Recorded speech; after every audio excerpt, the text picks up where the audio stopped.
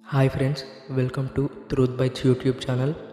ఈరోజైతే మనం Thomas Alva Edison గారి గురించి తెలుసుకుందాం. థామస్ ఆల్వా ఎడిసన్ గారు 1847 ఫిబ్రవరి 11న జన్మించారు. అతడికి విద్య తక్కువే, కానీ తన తల్లి నాన్సీ తల్లిగా, గురువుగా మరియు ఎడిసన్కు పాఠశాల విద్య కన్నా ఎక్కువ ప్రయోజనం చేకూర్చింది. తల్లి అందించిన ప్రోత్సాహంతో ఎడిసన్ చిన్నతనంలోనే ప్రయోగాలు ప్రారంభించాడు. ఎడిసన్ తన 12వ ఏట రైల్వేలో పత్రికలు విక్రయించే చిన్న ఉద్యోగం చేసేవాడు. అలాగే రైల్వే స్టేషన్ వద్ద ఒక చిన్న ప్రయోగశాలను ఏర్పాటు చేసుకొని ప్రయోగాలు చేసేవాడు. అతడు 15వ ఏట టెలిగ్రాఫ్ ఆపరేటర్గా ఉద్యోగం ప్రారంభించాడు. ఈ సమయంలో టెలిగ్రాఫ్పై అనేక ప్రయోగాలు చేశాడు. దీనివల్ల అతని ఆవిష్కరణలు మొదలయ్యాయి.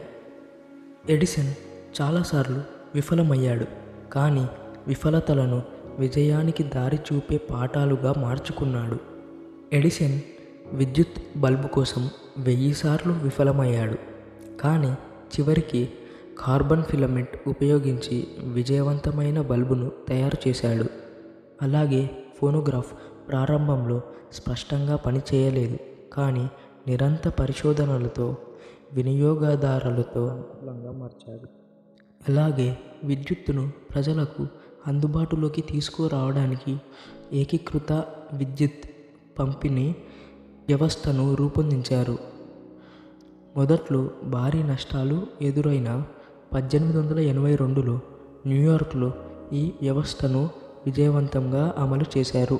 ఎడిసన్ జీవితంలో కష్టనష్టాలు, పట్టుదల మరియు ఆవిష్కరణలను అతన్ని ప్రపంచంలోని గొప్ప ఆవిష్కర్తలలో ఒకరిగా నిలిపాయి.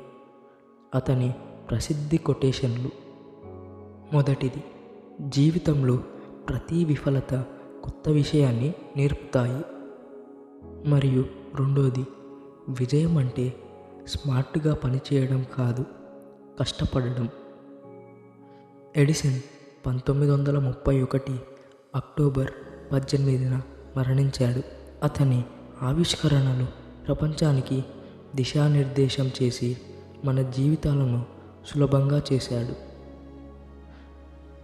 మరిన్ని వీడియోల కోసం మన ఛానల్ను సబ్స్క్రైబ్ చేసి పక్కనున్న బెల్ ఐకాన్ నొక్కండి. Thank you.